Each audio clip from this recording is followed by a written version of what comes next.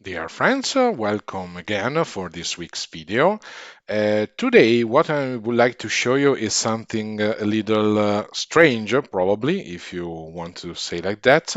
That is how to use our smartphone and a simple and inexpensive pedal board like this one to create an inexpensive, practical, portable, and easy looper station without spending anything more than and without purchasing additional tooling. So follow me and I will show you.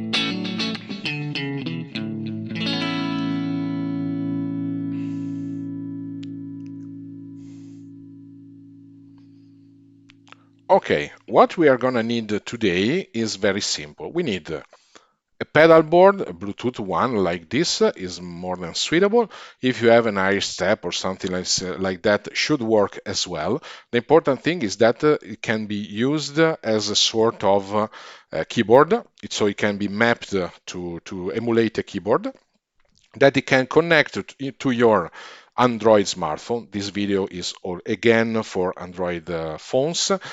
It should be possible to obtain a similar result using some apps for iOS, but for example, it's not so easy to use the pedal board together with them, or you need to use some apps that are a little expensive. Very good, and if you believe that you need a looper station for your practice, I think it's good. Consider that what we are obtaining today is something very inexpensive, very easy to use just for practice at home or in a small studio.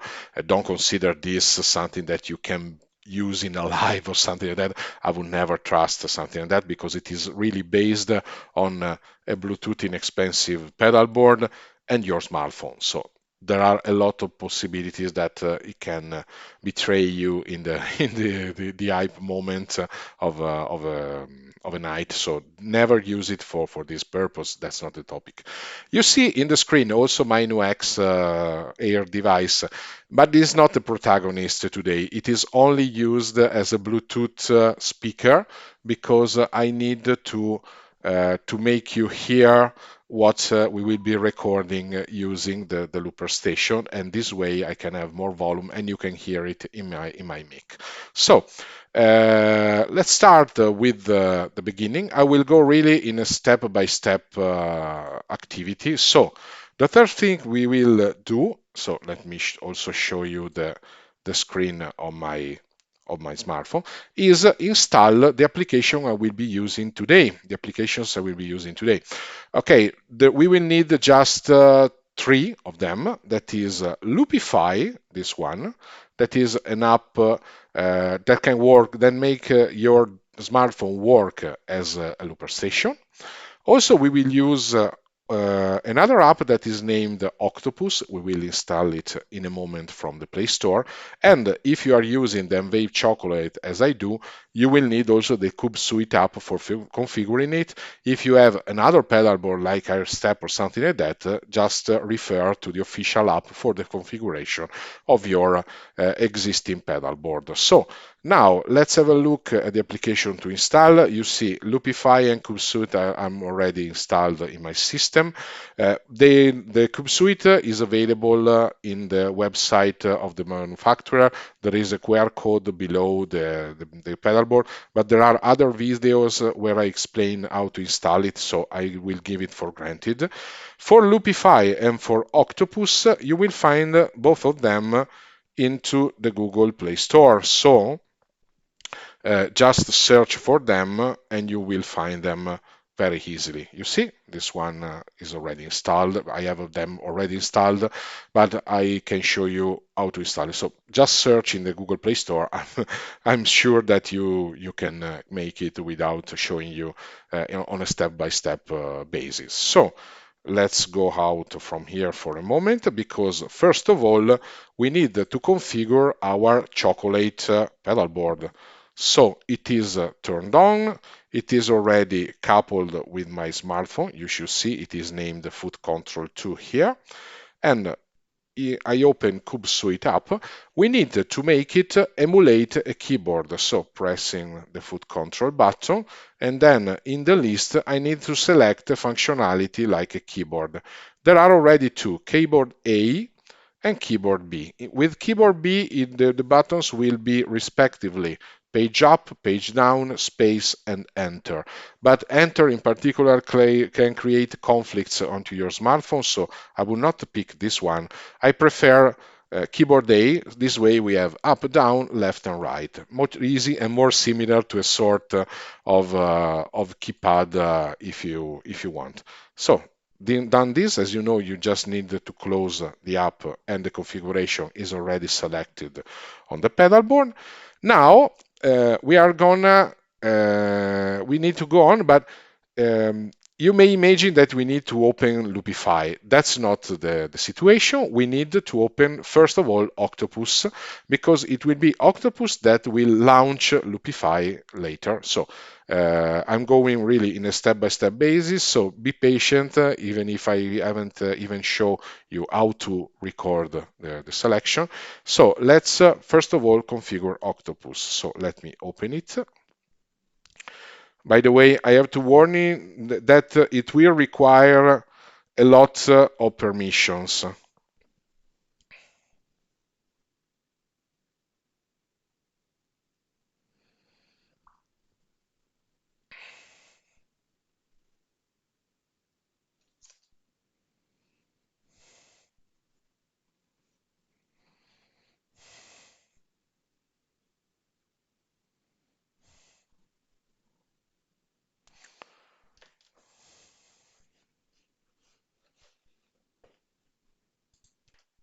For example, it will require to have access, so enable. You will need to provide all the authorizations. Always allow, always allow. The most important ones are the display pop-up windows while running in background and display pop-up windows, because it is necessary for this app to appear in the foreground over other applications. That is why it's so important to have these permissions. If we go back, oh sorry, I need to open again, you will need to access peripherals. Have a look on the top, connected, full control keyboard, full controlled consumer control. So it already recognized the pedal board. Okay. Now we need to add Lupify, so the app we will be using, as it was a game. Just a brief introduction. This app is meant to map key pressed in an external controller like a gamepad or so to touchscreen, to touches, taps onto your touchscreen. This way, even an app like Lupify that only works currently with the touchscreen can be controlled with an external pedal board like this one. Why did I told you right now Lupify all have this limitation? Because I came in contact with the developer and I was told that the possibility to control with MIDI commands like the one provided by this one or by AirStep pedals is in the top list of to-dos in future releases of the app. So as soon as there will be an update in this direction, I will immediately let you know with an update of this video, because frankly speaking, that would really improve the experience. For the moment, we have a sort of workaround obtained with Octopus. So as I said, let's press plus to add Lupify. You will be shown a list of applications installed into your system. So scroll until you find Lupify and then press add. Okay, now it is available. When I press Lupify, you see that there is a warning, an important warning. What I will be showing today is completely free. All these apps are free, including Octopus. But Octopus has a limitation in the free version. It will not save the configuration we are gonna do. So you will need to repeat it every time. It's quite fast, so it's not a big deal. But by the way, to make it possible to save, you just need to update to the basic version. That is quite inexpensive because it's €3 if I remember, 2.99 if I remember correctly. So it's not a big deal. But the good news is that you can test it, and if you believe it's okay, you can pay for the additional functionalities. For the moment, let's skip this warning. Another important authorization instead that you need to give is this one. You need to allow Octopus to access the folder of the game that you are going to control. So you need to press allow. You will be brought to this one. So into Android, what I'm going to do, I cannot use this folder. You see, it is okay. We need to allow the access in writing to all the Android folder into your smartphone. This way it can save momentarily what is gonna do. I know it's a lot of permission needed by this app. It is in the Play Store, so I'm quite it should be quite safe. But of course, if you are uncomfortable with this, just keep it. I'm showing you a possible solution to the limitations of Lupify. So now that we allow the permission, we need to press again the icon of Lupify, press again skip, press again skip. It is quite annoying until you upgrade. Now you can see the screen of Lupify with a welcome. You can tap it, and it is required to make a calibration. So give me a moment, I'm gonna do it. You just need to have your mic activated. Let's press. I need to stay quiet, not to speak, otherwise it will fade. Okay.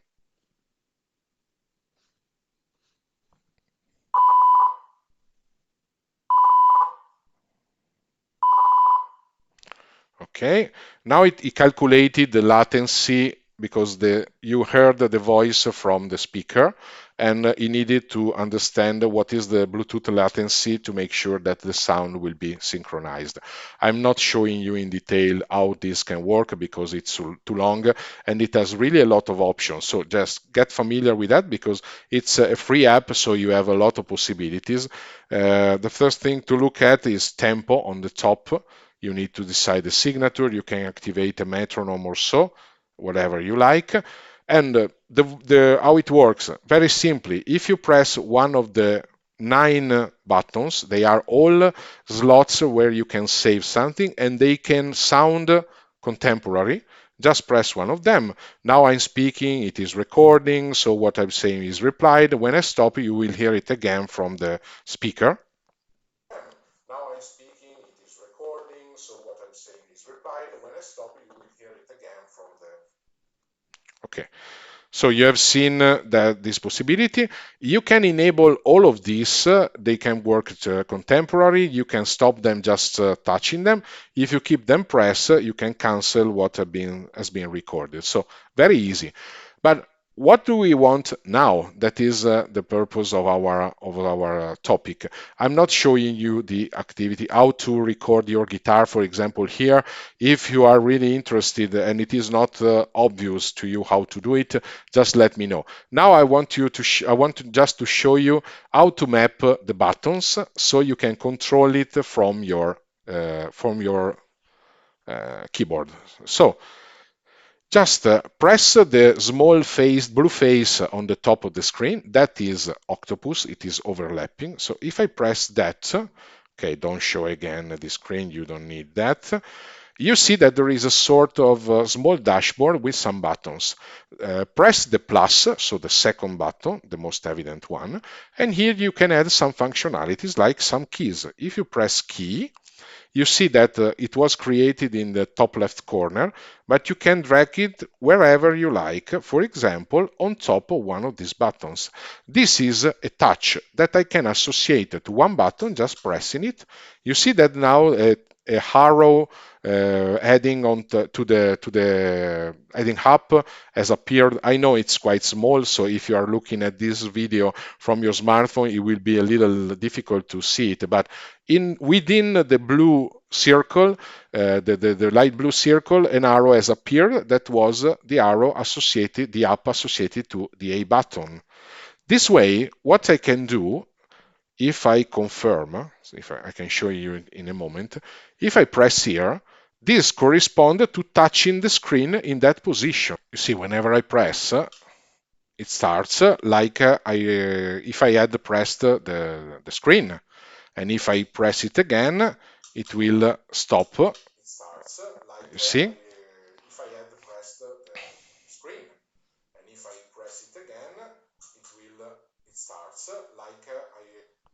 So we mapped the first button to the first box.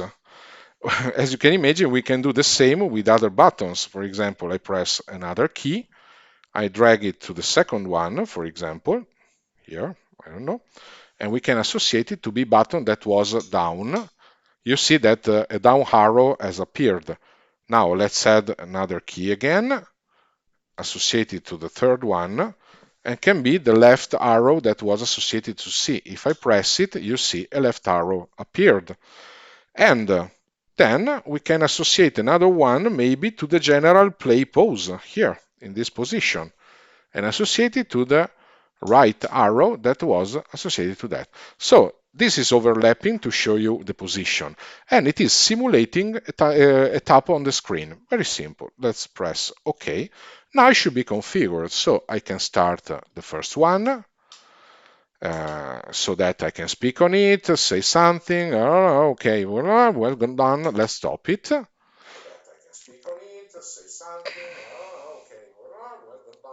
Let's pause it. Now I can press the second one, but also this one is starting to recording and to work like that. Let's stop it. Okay, stop it. Let's record also the third one. Why not? This way we can have additional music to add, and we can stop it. Now I can enable all to. Now I can enable them all together. I will let you hear them for just for a moment.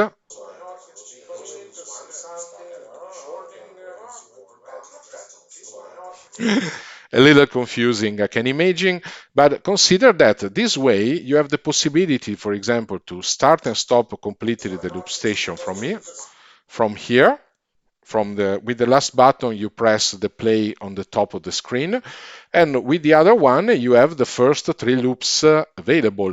Of course, you can make any other combination if you prefer, for example, to have the three loops in a different order, or you want to associate the pressing to other buttons to change the tempo. So you can really configure it however you like.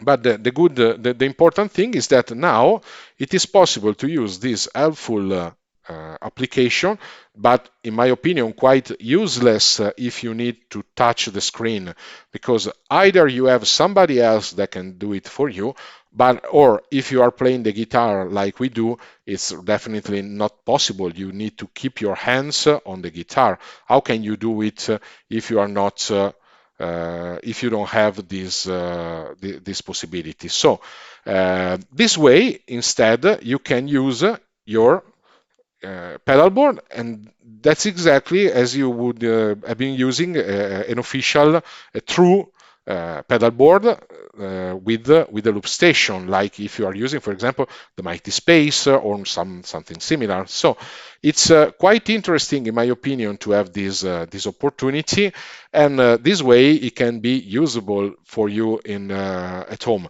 Consider that also Lupify has a lot of additional functionalities that can be helpful, because you have 9 slots for repetition, for a loop, But also you can trim those slots, because if you want, you can edit them. Maybe you went too long, there are some external noises, you can clean them.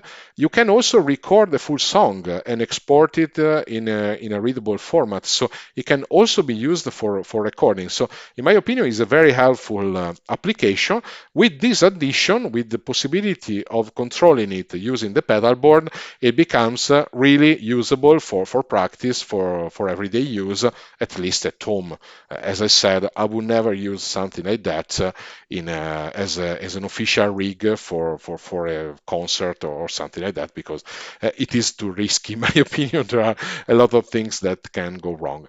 Okay, I finished with this explanation. I hope you found it useful and that are happy with what I've been showing you. I'm trying to show you something new every week, and I hope that that you find it amusing and interesting.